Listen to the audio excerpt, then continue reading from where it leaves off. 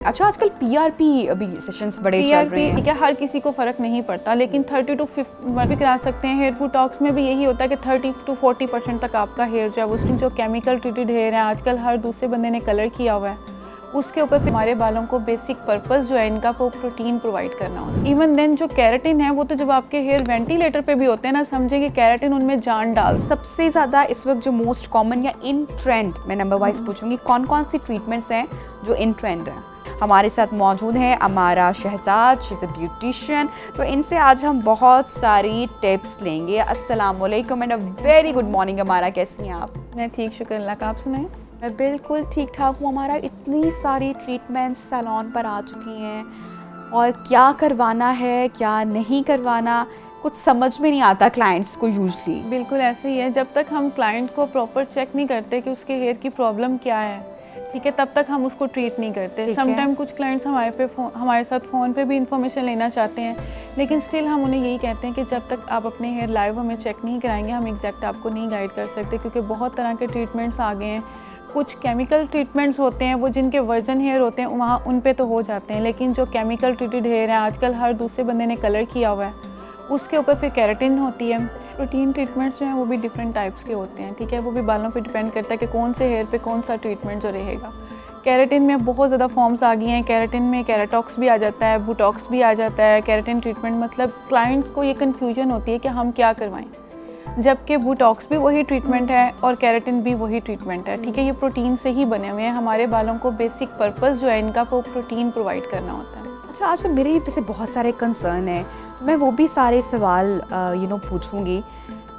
ये मुझे ऐसा लगता है, आई डोंट नो, ये वही वाली बात ना हो जाए कि जब आप सैलून पे जाते हैं तो कहते हैं आपने आईब्रो कहाँ से करवाई, ख़राब है, बाल कहाँ से करवाए, ख़राब है।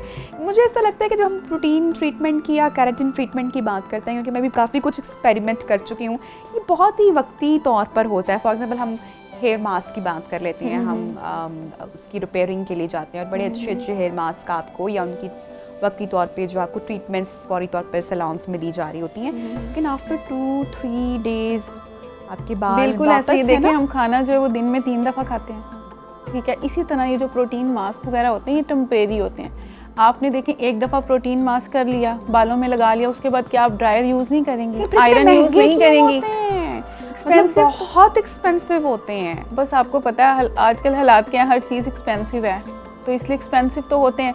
हाँ, अगर आप चाहती हैं कि मतलब ये जो प्रोटीन मास्क वगैरह है ये हम नेचुरल जैसे होम रेमेडी होती हैं उसमें करें तो वो थोड़ा सा जो है उसकी लाइफ एक्सटेंड हो सकती है। डैमेज को तो रिपेयर नहीं करेंगे ना, टेम्परेरी तौर पे ये आपके हेयर को रिपेयर ही करते हैं, ठीक है। लेकिन फिर हम क्या करते हैं, दोबारा से हेयर ड्रायर यूज़ करते हैं, दोबारा से आयरन यूज़ करते हैं, अपने कलरिंग बार बार चेंज करते हैं 2-3 मंथ्स के बाद, तो जाहिर बात है फिर बाल है ना वो उनमें कितनी जान है।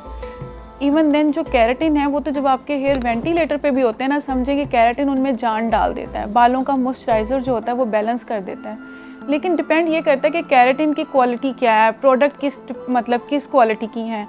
समटाइम ये होता है कि केराटिन जी, हमारे पास क्लाइंट्स आते हैं वो हमें कहते हैं जी 7000 में केराटिन हो रही है, 5000 में केराटिन हो रही है, मतलब फलानी जगह डील लगी हुई है, लेकिन वो ये नहीं देखते कि वो लोग यूज़ क्या कर रहे हैं। सही। अब केराटिन में अगर आ जाएँ तो 50-60,000 की किट्स भी आती हैं और 12,000 की किट्स भी आती हैं।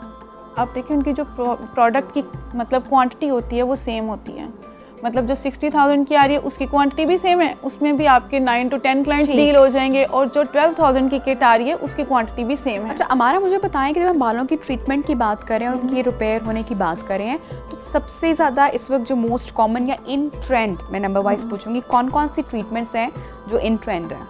अभी जो ज़्यादातर ट्रेंड में जा रहा है वो केराटिन है, नंबर 1, ठीक है। तकरीबन हमारे सैलून में 90% क्लाइंट जो अब केराटिन की तरफ इसके अलावा बोटॉक्स ट्रीटमेंट भी है? इसके अलावा हेयर बोटॉक्स भी करा सकते हैं। हेयर बोटॉक्स में भी यही होता है कि 30 to 40% तक आपका हेयर जो है वो स्ट्रेट होता है, ठीक है। अच्छा, हेयर बोटॉक्स में क्या करते हैं और उससे बालों ये की सेहत पे? ऑलमोस्ट सेम ही ट्रीटमेंट है। इसमें बालों के हम लोग क्यूटिकल्स ओपन करते हैं, उसके बाद प्रोडक्ट लगाते हैं जो कि प्रोटीन होती है, उसको हम आयरन के जरिए बालों में पेनिट्रेट कर देते हैं। अच्छा, आजकल पीआरपी अभी सेशंस बड़े चल रहे हैं। हाँ जी बिल्कुल, वो डॉक्टर्स कर रहे हैं, उनमें भी डॉक्टर्स जो कर रहे हैं, हमारे पास बहुत से क्लाइंट आते हैं जो कहते हैं जी हम पीआरपी ले रहे हैं इसलिए हम ये ट्रीटमेंट नहीं करा सकते। लगा उससे अक्सर क्लाइंट्स आते होंगे जो बहुत करवा के सूट करने की बात है, ठीक है, हर किसी को फ़र्क नहीं पड़ता, लेकिन 30 to 40% क्लाइंट्स को जो है वो फ़र्क पड़ता है पीआरपी से, लेकिन वो भी टेम्परेरी ही है।